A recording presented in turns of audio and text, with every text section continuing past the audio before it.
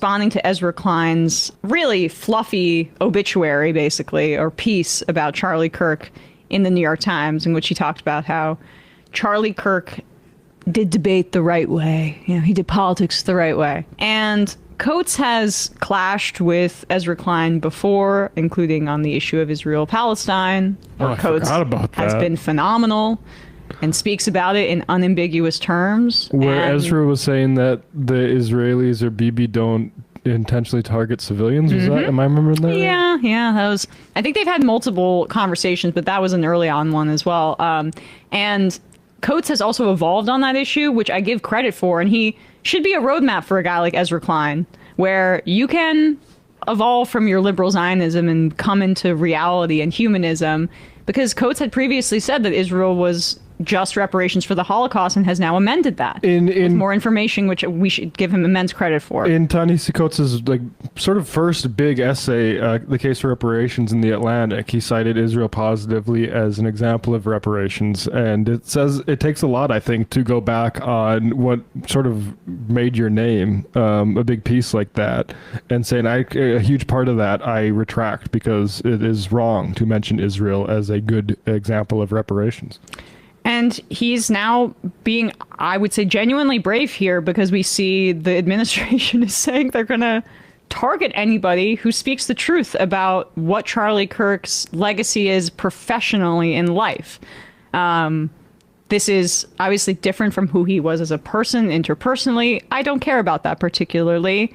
It's horrible that his wife lost her husband and he had children that will not have a father. And that's horrendous, but that's not my job to talk about that.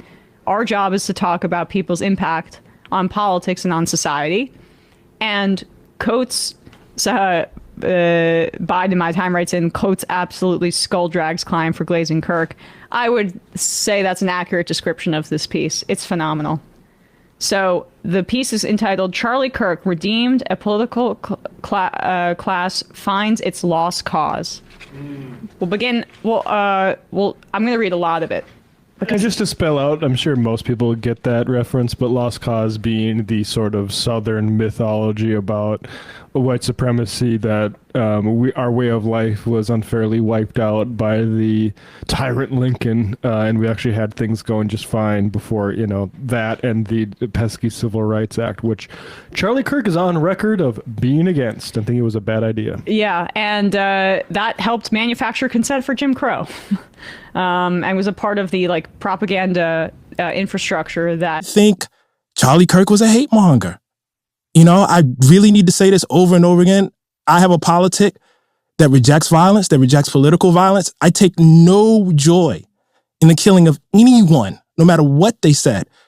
But if you ask me what the truth of his life was, and the truth of his public life, I would have to tell you it's hate. I'd have to tell you it is the usage of hate and the harnessing of hate towards political ends.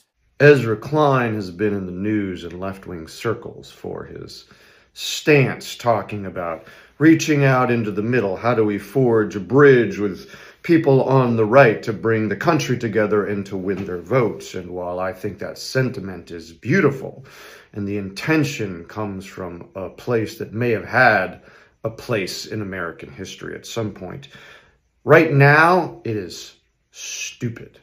And Ezra, I will tell you why it is stupid, for two basic reasons. First of all, where exactly is the middle point with people who will chant in unison in support of a convicted felon and a rapist? Where exactly do we meet them in the middle? Where exactly do we meet in the middle people who would support a genocide, starving and shooting children, or children here being shot regularly in schools and they do nothing? Where exactly is the middle on that? Where is the middle of masked authoritarian agents stealing people off of the streets? Where is the middle? Now that's obvious, Ezra. But more importantly, your argument is wrong for this reason. You are applying your left-wing rules of intellectualism to the process itself. You are saying, well, we need to use our principles and practices and articulate ourselves in order to win them over. You're not actually thinking about who they are. And let me be clear, I am not being derogatory about who they are. I am being clear. There are people in this world and in this country who aren't proud of how much they know or how self-aware they are or how deeply they consider their governmental policies before they vote. There are people in this world who respond to power, who feel insignificant and want to be on the winning side, who are attracted to an appearance of power. That is just the way human beings are made, Ezra, a lot of the time. And they tend to end up sliding one way or another based on who has more authoritarian power in a governmental landscape.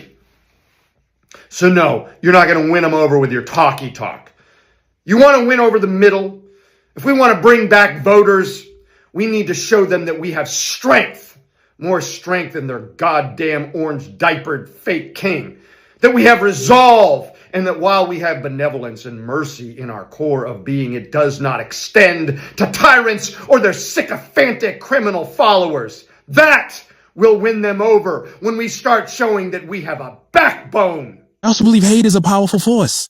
I believe it's a powerful, powerful unifying force. And I think Charlie Kirk was a hate monger. I take no joy in the killing of anyone, no matter what they said. But if you ask me what the truth of his life was, I would have to tell you it's hate. Then let me flip that question actually a bit. Why are we losing? I think the notion that in order for Democrats to win, they have to expand the tent is true on its face. The problem is, for Ezra Klein and for numerous other power players within the Democratic Party, the expansion of the tent only goes in the rightward direction. They do not want to expand the tent, even from the rightward direction, with considerations of the economic harm that all Americans are experiencing. I have no issue with making Republicans, former Republicans, racist Republicans, vote for the Democratic Party. As a matter of fact, I want them to vote for whatever the left position party is in this country. That is how you win. The problem is you don't get them to vote for the left flank of the party by becoming more racist. You get them to vote for the left flank party by offering them things that they want. And for a lot of Americans, for a lot of Democrats, especially for a lot of liberals, they think, no, we can't do that. We just must not do that. We must not ever consider that. That is crazy to me. The place I'm trying to push towards is I think that there is a diminishment of the political coalition building that we now need to do, because we have come to the view that a pretty wide variety of people are in some ways kind of deplorables. I think it's weakened a bit in the last couple of years. I would never use that language. Jesus Christ. But like, that's not, so when you But I ask me think- about that Hillary Clinton, that's what, like, I would never say it like that. that's great. I think it's good that you wouldn't say it like that, but I still, and I'm not saying I don't even think that, by the way. Like, Right. I don't even focus on people that, look, I am at war with certain ideologies and ideas, and I want them expunged. I want to turn them into phrenology. That's what I want. But I don't want the people, you know what I mean, out. Like, when you start talking about who people are and their bones, like that. So in a way, I'm not sure. I mean, in a way, I think we're saying something not too dissimilar here. Really? I guess the place where The Ezra Klein School of Journalism is bigoted. So I've seen a lot of really good takes on here on the Ezra Klein Ta-Nehisi Coates debate, and I'm not here to rehash that, and I could not be less interested in the event that got this debate started. So let me just point out one thing that hasn't been said enough, all right? The Klein School of Journalism relies on bigotry to be successful. Over on Blue Sky, Jake Grumbach pointed out a very important distinction between these two thinkers. Right? He says that Klein is saying the role of the journalist intellectual is to do strategic politics, whereas Coates says the role of the journalist intellectual is to tell the truth. But what does that mean? So in the Klein School of Journalism, right, the journalist is seen as a political actor, right? Someone whose work can influence policy and other political behaviors. People who think like Klein hold back things sometimes or deploy various strategic types of framing the story in order to achieve certain goals. The Coates school, on the other hand, emphasizes telling the truth, right? The whole truth with all of its complexities that can be deeply inconvenient, confusing, or emotional trigger points for an audience, right? And if you follow the Coates school, your job as a journalist is to report them all and help the reader make sense of the inconvenience, of the confusion, and of their emotional reaction to the full story by offering perspective and context. Now, as I'm sure you can probably tell, I'm more on the Coates side of things, right? I believe that we can all be expansive enough to appreciate the full story of something, right? We sometimes just need a little bit of education or help to get there. So then what's not being said here? The problem with the Klein School of Journalism is that the strategy that these political actors deploy can and does often include feeding vulnerable groups up to the machine, almost as a sacrifice in exchange for safety and other benefits, right? Like we've all seen Klein slowly drifting to the right as he chases the imaginary center, the way a dog chases his tail.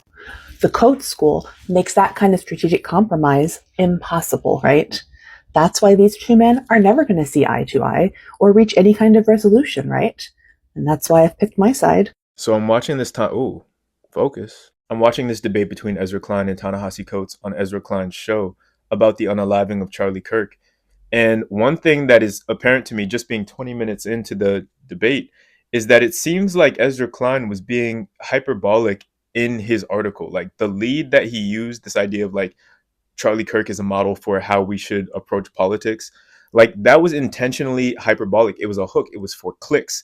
And it was a direct result of us being in this social media age, which I think is closer to the truth of the debate than almost anything he said at any point, and maybe even more so than what Ta-Nehisi Coates said, even though he was alluding to it, or is alluding to it thus far.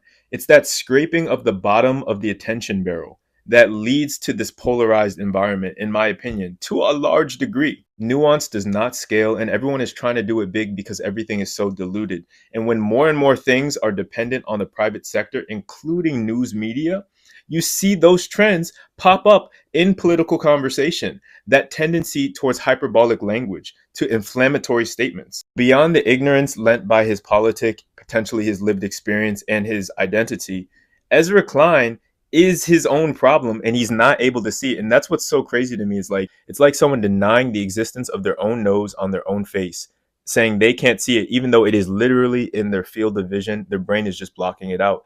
And that's what makes debating on these topics so frustrating, because it's like this otherwise intelligent person is denying what is an obvious fact of reality, right? So it's like either you can't see it or you're stupid.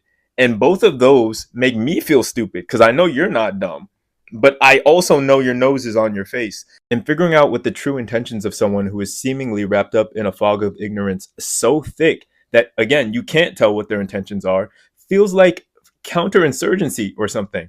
Like you don't know who's who. It's all mixed in. You can't tell if they're fucking with you or if they literally cannot see this thing. And that is exactly the reason that guerrilla warfare, insurgency, all of these 21st century methods for dealing with these massive empires are so effective. And again, it's the inability to distinguish between the two that makes debating with someone who is dealing with a blind spot or claiming a blind spot so difficult. He did it for clicks. He did it for right-wing clicks. And the crazy thing is, it wasn't even with the end goal that he's proposing in the debate. That is to say, luring them in with some sugar and then changing their mind with some medicine. No. Let me put it in the simplest terms, right? Charlie Kirk would go into left-leaning spaces, state his case, and the takeaway for many people, especially many young people, would be, yeah, the left sucks. Ezra Klein, essentially, in this moment and in that article, is going into a right-wing space with that tagline, making his case, and the takeaway once again is, yeah, the left sucks. He's basically doing what Charlie Kirk did, but less effective, which in a weird way sums up the Democratic Party perfectly. My opinion, if you want a better idea as to why the Democrats are not meeting this moment, and even as to why they lost the election, go watch Ezra Klein's conversation with Ta-Nehisi Coates and focus on the stuff that Ezra is suggesting the party does in order to gain power back. And I don't think that Ta-Nehisi Coates is necessarily a leftist or would identify himself as such, but I think he represents the tension point between where the Democratic Party wants to go and is going, which is represented by Ezra Klein, and where members of the party base are, and the tension between the two of those things. On one side, you have Ezra Klein saying, essentially, shouldn't we abandon our morals and principles to invite bigots into our tent so that we can win power? And won't we have to trample on a lot of vulnerable populations? And won't they have to just suck it up in order for us to win political power? On the other side, you have Ta-Nehisi Coates saying things like, if the Democrats didn't draw the line at genocide, they probably won't be the ones to step in and defend democracy. On his side of things, he's begging us to center our humanity and have a sense of moral clarity about things, a black and white nature about things. Like, he uses the death penalty as an example. He says there's nothing that anyone could ever do to make me agree with the death penalty. And that type of moral clarity is what is needed for this moment, and it is something that the Democratic Party does not have, which is why all of their attempts at like fighting back are so hollow. It's like strongly worded letters and platitudes that nobody can fucking understand. Nothing burgers, word salad, nothingness. And when you do hear a strategic proposal from centrist Democrats and the types like Ezra Klein, it's like, why don't we just move more to the center? Why don't we just move more towards the right? Why don't we put immigrants and trans people under the bus? Why don't we put ushy gooey things like empathy and morality under the bus in order to win power? And they say this shit having just lost the last election, where the strategy was bump coochies with Liz Cheney, have a border patrol agent on the DNC stage, talk about having the most lethal military and how maybe Trump did get it right on the border wall and we need to be harder on immigration. Literally cosplaying their opponents, being drugged further to the right by their opponents. Not only was that strategy a failure and continues to not work for them, it cedes ground and legitimacy to your fascist opposition, and it also leaves the party stripped of its moral clarity and its moral high ground, which is a really big problem for the Democrats, who have branded themselves as the more moral and intellectually superior party. Back to the Ta-Nehisi quote, like, if the good guys, the people with the D next to their name, are staunchly pro-genocide, how do they make the distinction between them and the other guys? And even when you put genocide and war crimes to the side, we're throwing the most vulnerable populations under the bus. We're saying we have a big tent, but the tent only extends to the center and to the right, and your left flank is left in the cold. They're in the parking lot. They're in the car. They're not even in the venue. The Democratic establishment is asking us to become more cruel and more callous and more like our fascist opponents, while not offering any crumbs to their base. And Ta-Nehisi even touched on this at the end, where he was just like, y'all are spending so much time looking outside of your coalition, like looking to the right, looking to bigots, looking to people who will never side with you and never agree with you, and trying to pull them in, instead of looking at your base or looking to the people that are more closely aligned with your goals and catering to them. Additionally, he says, if you're going to ask some of the most vulnerable people in your coalition to suck it up, and let's say, for example, he talked about that Democrats need to run a pro-life Democrat. So if you're asking women who are Democrats, hey, we're going to have to just like curb the reproductive issue in order to win political power,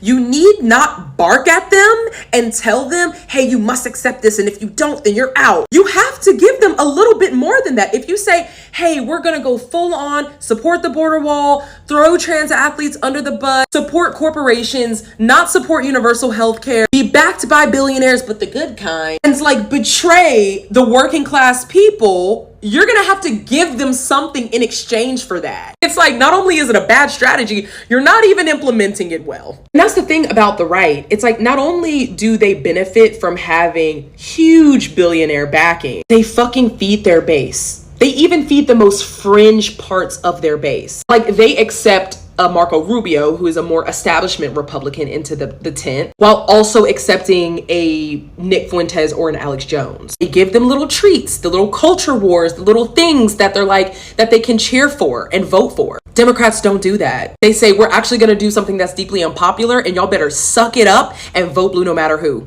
That's a losing strategy, especially in terms of the Gaza thing. Like, y'all think it's just these crazy leftist pro-Palestinian protesters. Like, 92% of the Democratic base wants Democrats to stop what's going on in Gaza. It is a popular position right now, not just a fringe thing. And so when you're looking at a party that's like, what do we do? Why do we keep losing? Why is the right crushing it? But then Biden seeks re-election when he's deeply unpopular, stays in the race too late.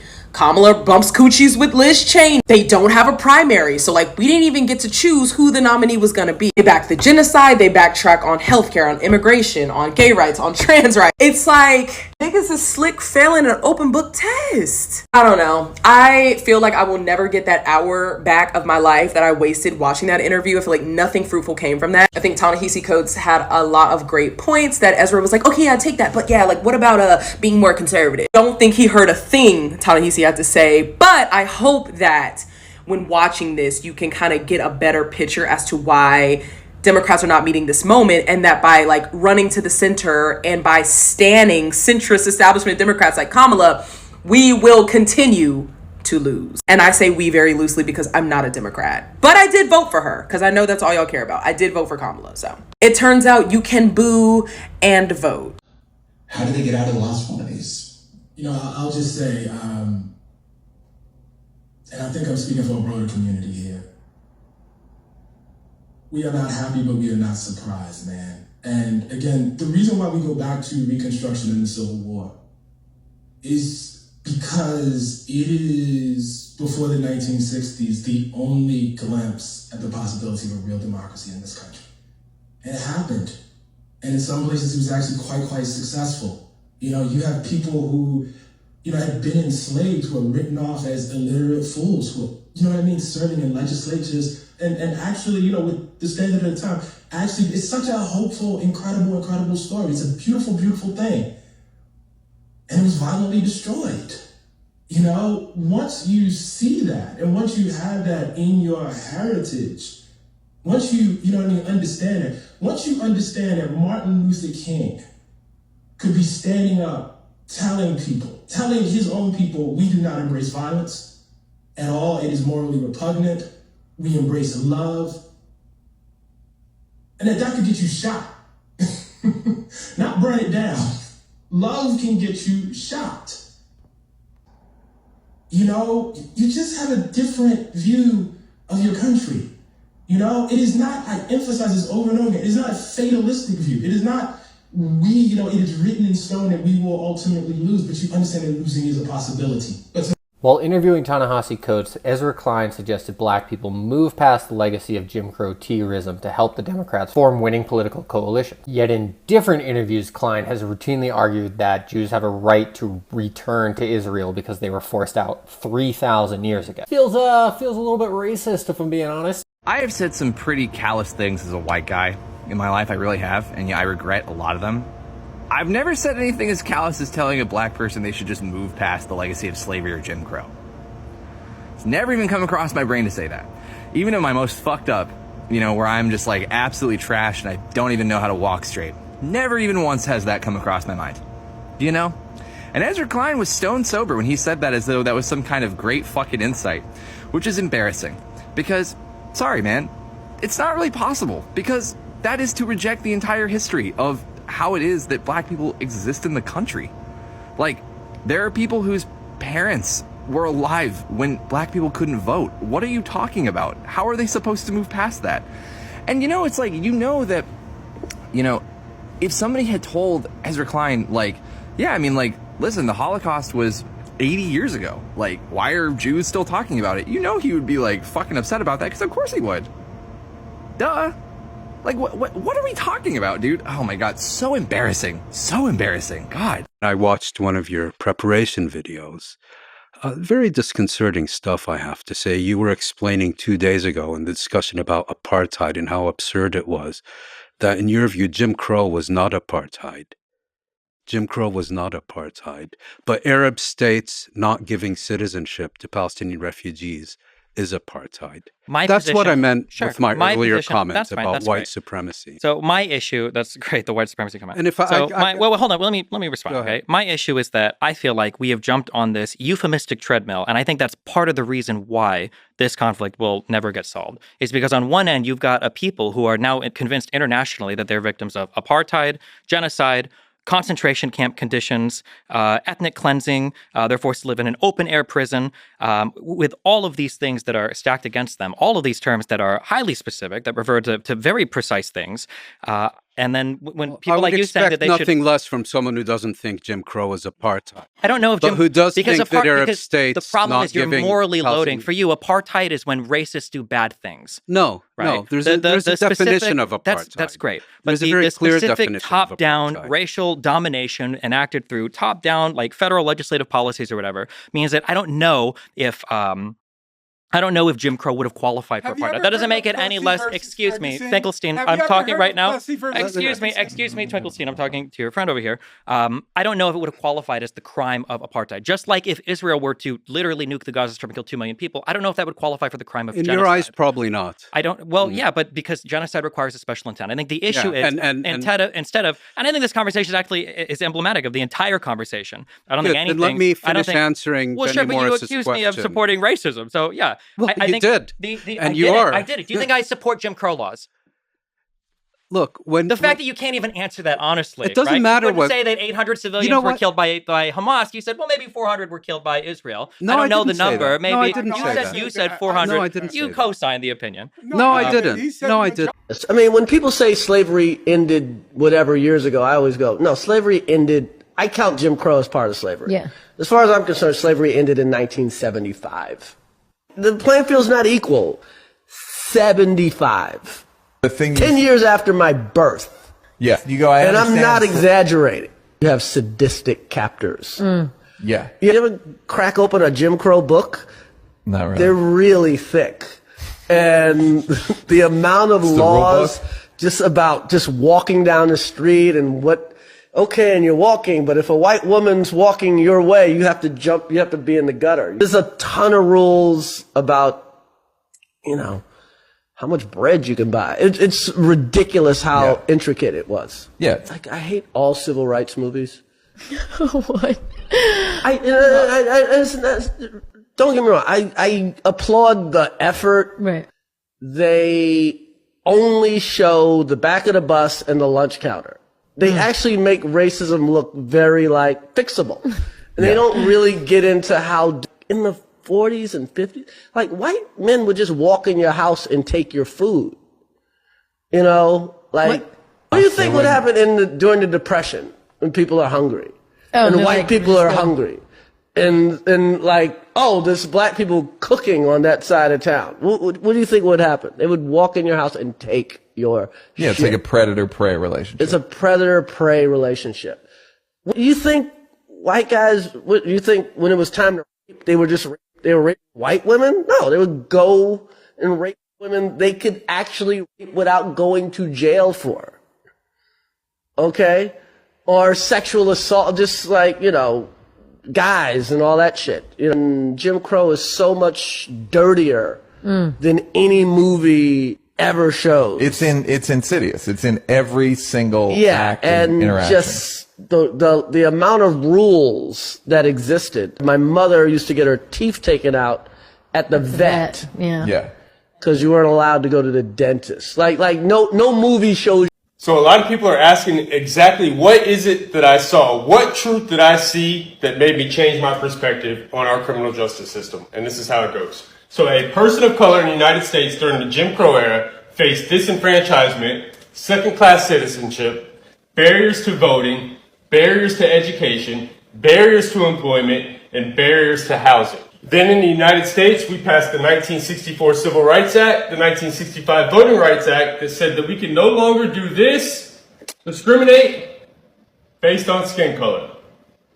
21, what is the only label that we can legally discriminate against, that we can legally disenfranchise, relegate to second-class citizenship, have barriers to voting, barriers to education, barriers to employment, barriers to housing? If you guessed right, in 2021, convicted felons are the only people we are allowed to legally disenfranchise. Now, do you believe it's a coincidence that 1 in 3 African American males now carry this label of convicted felon as opposed to 1 in 17 white males that carry this label of convicted felon to legally be disenfranchised? If you answered yes to that question, let's look at what's happened between the Jim Crow era and 2021. We've had a 700% increase in our United States prison population. We've gone from 300,000 inmates in 1970 to 1.8 million today and as high as 2.3 million. So in spite of crime rate dropping, our prison population skyrocketed. And it was because we had the law and order agenda. And the law and order agenda increased police spending but decreased our education funding.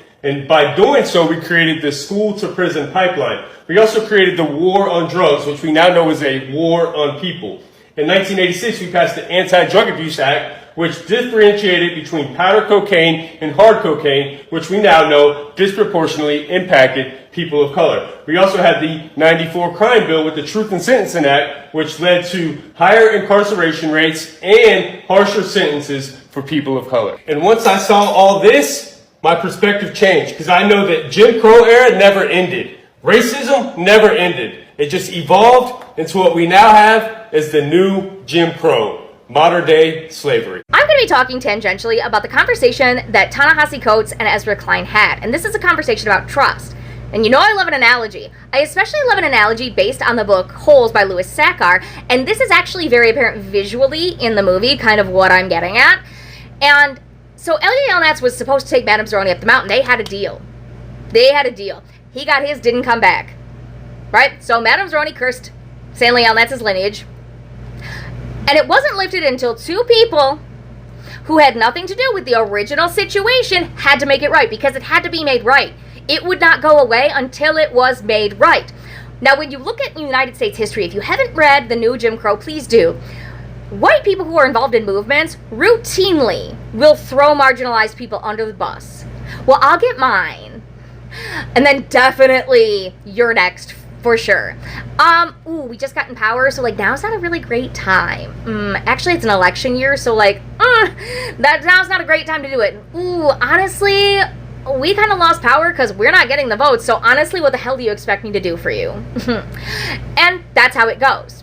And you see a lot of white women reference what they can understand best when they're a little bit clued into what's going on, when they talk about Serena Joy in The Handmaid's Tale, where she's up there, she has this position of power, and then shocked when you got everything you were talking about,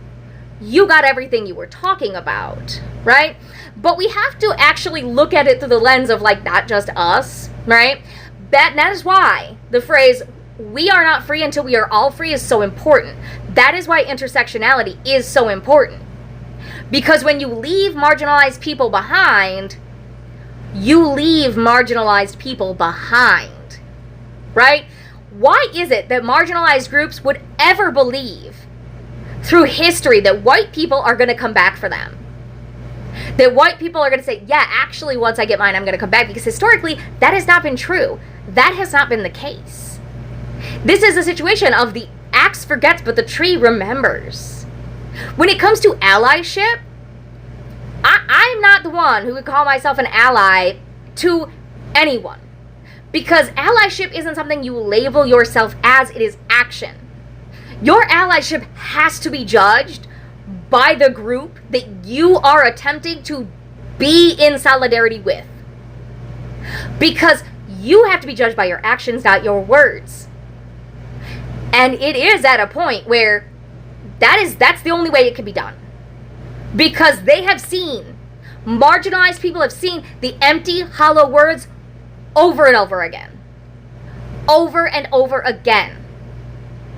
The interview that Ezra Klein did with Ta-Nehisi Coates reveals some things. The first thing, and I don't want to generalize, but it seems like we're living in a time right now where whiteness, especially in liberal, progressive, or leftist spaces, lacks moral clarity. We are living in the equinox right now. We are in the equinox where the subconscious, the shadow, is coming up and revealing itself. And in that, you are seeing that white men, a lot of white men, have never really wrestled with how this system would come and affect them. The same way that historically it has affected black people, brown people, people of color, women.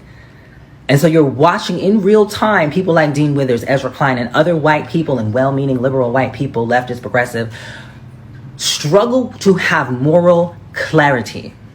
Ezra Klein goes on in that interview to say something along the lines of he's not using the historical context to examine this moment. And Ta-Nehisi Coates is saying, but how can you not? And it also reveals that maybe for a lot of white people and a lot of liberal or progressive or even leftist folks is that as a white person, is this all just philosophical to you? Is this all philosophical to you? And what you're more afraid of losing is your moral hierarchy as a white person in all of this, which to me reveals that it's really time for us to stop, to reorder the hierarchy, to reorder who we put trust in. My trust is going to go more often to Black, brown, people of color who live a very real experience of this authoritarian regime that has always been there. It has always been here for Black people. There's always been here for people of color. We have always lived under an authoritarian regime. It is only now that white people are waking up and say, oh, shit, as Malcolm said, the rooster will come home to roost. The rooster has come home to roost, and a lot of white people are in a moral quandary. They are in a free fall of moral clarity that I studied my history. My ancestors wrote about this again and again and again. So to me, there's nothing surprising about what's happening at this moment. The only thing that I'm surprised about is that white people are surprised. And then again, I can't be that surprised because white culture has been ignoring the canary in the coal mine for a long time. And it also reveals the knowledge supremacy that whiteness thinks that it has. People like Ezra Klein, Dean Withers, a lot of these well-meaning white people are still function under knowledge supremacy as if they know, instead of saying, you know what, I don't have the moral clarity that I thought I had. I don't know. Let me listen to people who've actually lived through horrific things, that have lived through authoritarian regimes, that come from a culture that has had to deal with what we are faced with right now. But he didn't. Me, right? Like my work, my role. Can you answer that? Can you say I think it's a good point. Would you define for me how you see, like, what your role is? I don't know what my role is anymore. I'll be totally honest with you, man. I feel very conflicted about that question. I think all of that is understandable, but I guess, was silence not an option? 5% of the country, 40% of the country, the dominant political force in the country is inside that. Does that change anything? Or no, like the line just holds? No, I mean, welcome to Black America. That's our history. The line we have drawn in general has not been majoritarian politics, unfortunately. That's just been what it is, And at the time that it's been majoritarian politics, people have done things and, fiddled with government or done, extremely violent things to make it not so, And, in colleges, I'm here for it. You want to have what does it mean to be on the other side of the line? I'm sorry, what do you mean? What is it? So once somebody's on the other side of the line, right? What does that mean for you? For instance, once you think it's okay. No. Yeah, I'm trying to make this concrete. Yeah, no, I am too. Yes. Once, for whatever the definition of the line is. Right. What does it mean for you for somebody to be on the other side of it? Right? Not somebody who just died. Right. But somebody still living. Right. If you think it is okay to dehumanize people, then conversation between you and I is probably not possible. So the interview with Ezra Klein and Ta-Nehisi Coates is emblematic and a mirror of the moral fracturing of white leftist politics. And the left at that. Ta-Nehisi Coates rightly points out that Black people have always drawn a line in the sand and refused to budge even when majority politics doesn't agree with us. Welcome to the Black experience. Because if white liberalism and leftist politics had a backbone, I would argue that Charlie Kirk would still be here. We would say no more gun deaths. We would say no more poverty. We would say let's pay teachers. We would say let's make sure healthcare is a universal right in this country. But I think that white leftist politics, white liberalism, the white left fears not Black people, but fears white terror. January 6th is just a tip of the iceberg on the terror that white people could rain down on other white people. And I think that's part of why nothing changes. I also think that it's beneficial for white liberals to sort of remain in the spaces that they are, or it has been beneficial for a while. But I also think we are reaching a juncture where you as a white person who is on the left, who is liberal, who is leftist, progressive, you have a choice. You can either join the right, you can either give this sort of mealy-mouthed stance of you're on the left and scrape by with Democrats winning here and there, but always scraping by, or under the banner of what you truly believe, you can dismantle whiteness, dismantle race, and join us all in a more profound reality. And I also want to say this, as Black people, especially those of us who understand the history, please don't look to us to be your leaders. Okay, I personally, as a trans Black person, I'm not going in these streets to protest. Not going in these streets to get my ass whooped, especially when I think there are more effective ways to stop this regime. Like economic boycotts, us not going to work, withholding labor, donating to mutual aids, creating more community organized programs.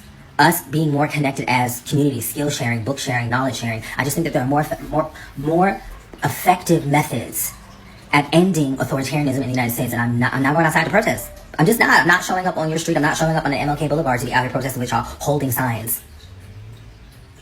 I would advise people to start learning about a narcissist and then apply it to this current authoritarian regime. B. Yes. Once for whatever the definition of the line is. Right. What does it mean for you for somebody to be on the other side of it? Right? Not somebody who just died. Right.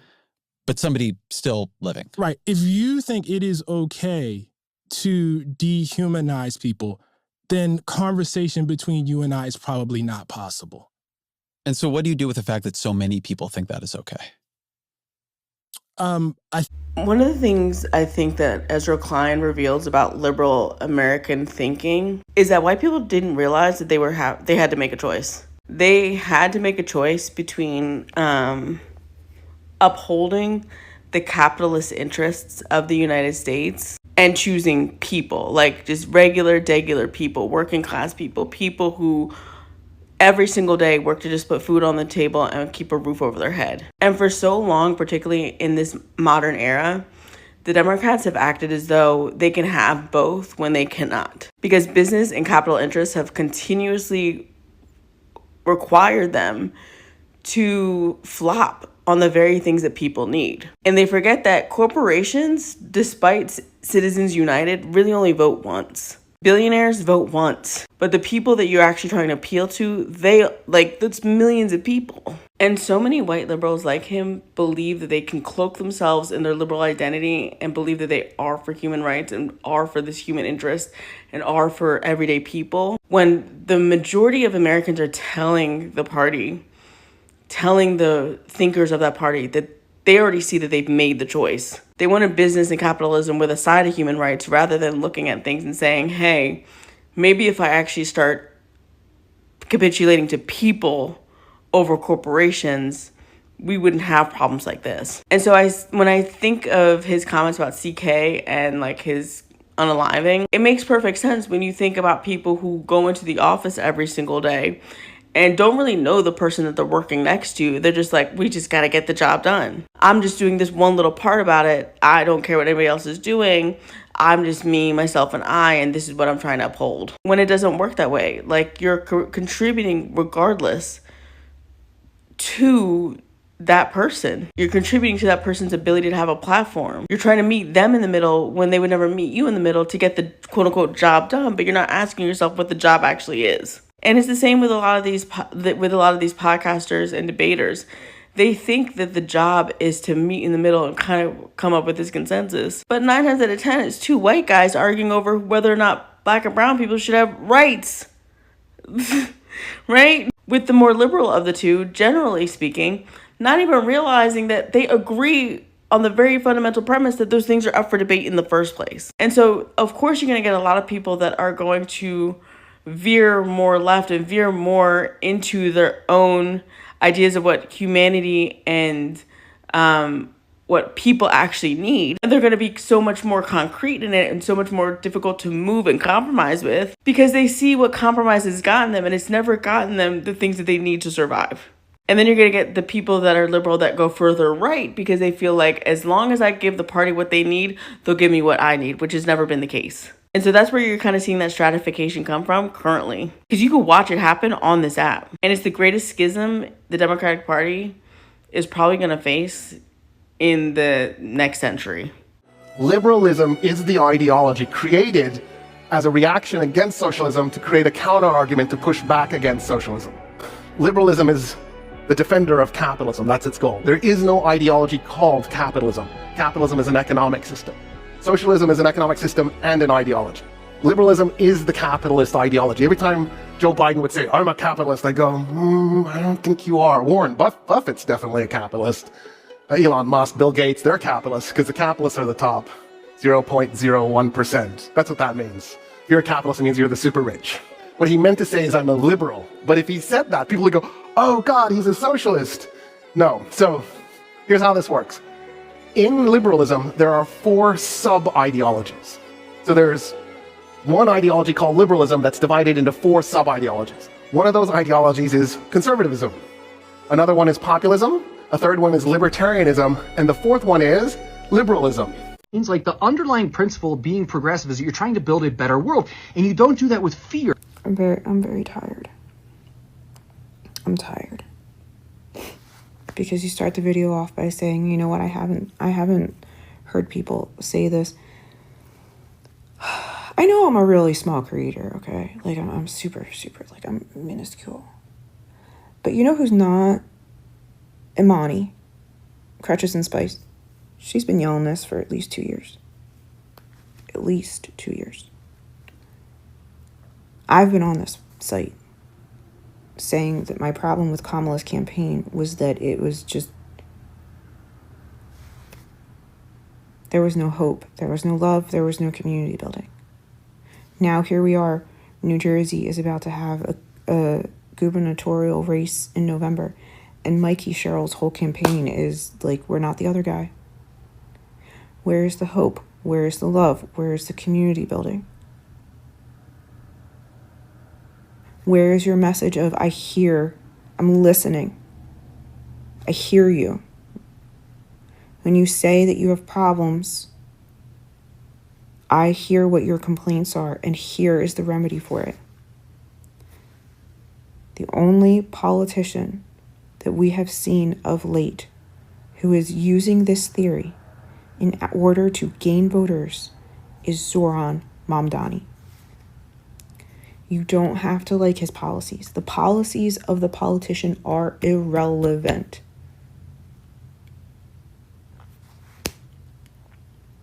You have to acknowledge that you're hearing your voters and that you have a plan for how to fix things for them independently as individuals. Because if you don't acknowledge that we're all different and that this society affects us all differently, then what you're effectively saying is, I don't see color. I don't see disability. I don't see any of these things. We're all one, and that is just fundamentally not true.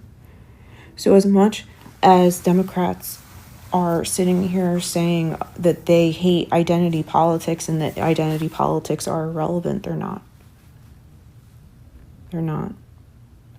Acknowledging different people's identities and how different people suffer under all of the politics that we have in this country is the only way for there to be any progress. And if you haven't heard people saying this before, then I really need you to widen who it is that you follow. Because what it means is you're not following enough Black women.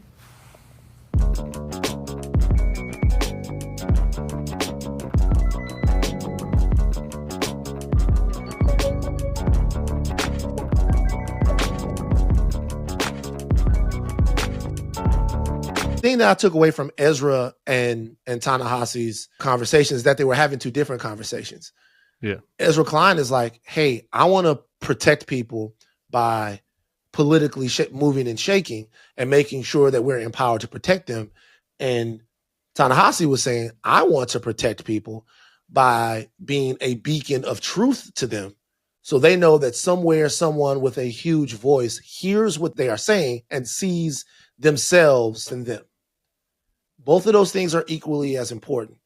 But what it seemed like was in the aftermath of Kirk's death is that some of our white friends on the left were saying, it's okay that they're going to build this guy's statue. They should. If building this guy's statue tampers things down, fine. Giving a national day of remembrance to him tampers things down, then that's fine. And we're like, nah, I can't do that now. Yeah. Like, lest we be overlooked and at the back of the bus in perpetuity. Ezra Klein continues to show that he does not get it. And I hope people start recognizing this and stop listening to him. 2 weeks ago, he said that Charlie Kirk was doing politics right. What? Now, on his most recent podcast with author Ta-Nehisi Coates, Ezra Klein was basically making the argument that, hey, aren't there certain people's fundamental human rights that are worth sacrificing in order to have some other political gain? And Ta-Nehisi Coates was not having it. And he was absolutely right. No, just because Ezra Klein, as a white person from South Orange County, is suddenly feeling that his rights might be going away, and he's trying to figure out, well, how can I protect myself, and can I sacrifice someone else? No! That is the historical problem of the United States of America. We have to address this head on. We have to solve this. We have to come together and say, no, fundamental human rights are non-negotiable. We all get them, no matter how many generations your family has been here, no matter how your family got here, no matter your background, your beliefs. Fundamentally, to change our culture in order to change our politics, we all have to make sure that each and every single one of us has our fundamental human rights at all times. None of us are free until all of us are free. And I believe, America, we can get there. No fear, only love. So Ezra Klein deals in theoretical politics, right? And theoretical politics moves a lot like chess, in that it doesn't matter how many pieces you give up, as long as you're able to get your piece to the end, as long as you're able to get the king, right? You can let a pawn go, you can let a community go, as long as you're able to get the power. But real politics moves a lot like checkers, in that your best chance of winning is keeping as many of your pieces on the board and empowering those pieces as much as possible.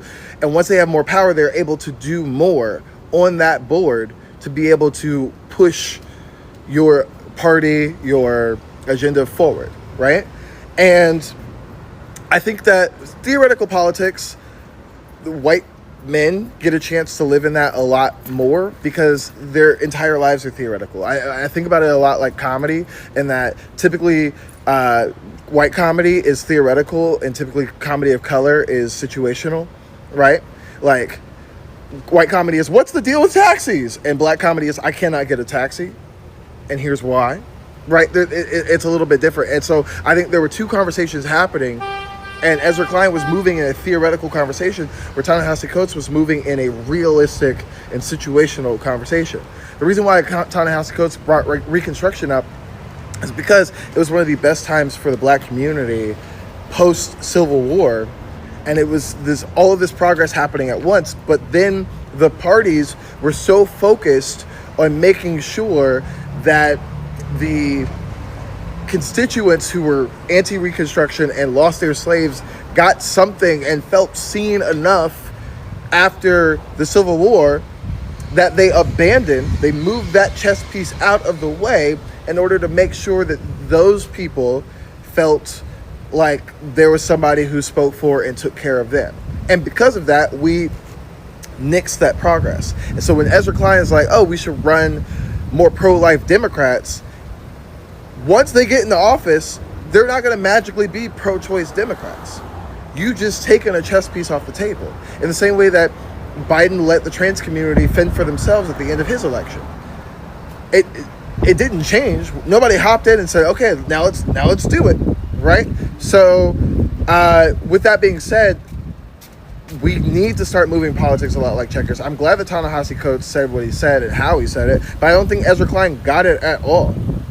Right, and I think that the Democratic Party, even the way that Jon Stewart was talking to the head of the Democratic Party or the guy running all of everything, and he was like, "Oh, it's a branding issue. It's not a branding issue. You guys are playing chess, and this is a checkers game, and they are mollywopping us right now." Ezra Klein debate that they had, Ta-Nehisi Coates was talking about history, and Ezra Klein was basically like, "No, but actually, and every black person has to work at some point in their life at some job." With an Ezra Klein who's gonna knock on their door and be like, hey, but like I saw this thing, maybe you should rethink it. I'm thinking this is a different way to approach this work. Have you thought about this? It's like, no. The Ezra Kleins of this world are like the poster children for why we are at where we're at. Because in that entire time together, and Ta-Nehisi Coates is like pulling out receipt after receipt after receipt about history. History doesn't just come out of nowhere. It completely defines our present. And Ezra Klein is like, but why can't we be friends and work with racists? Why can't the Dems run anti-choice candidates to win? And I don't know what world he's in. And the only explanation I can find for this, as like a certified Ezra Klein hater, is that he has been on the longest alt-right pipeline that we know. And the pipeline is almost complete. We are watching the completion of the pipeline in real time. And it's really sad because Ta-Nehisi Coates is just at such a level of his career and he's still dealing with this. Don't be an Ezra Klein.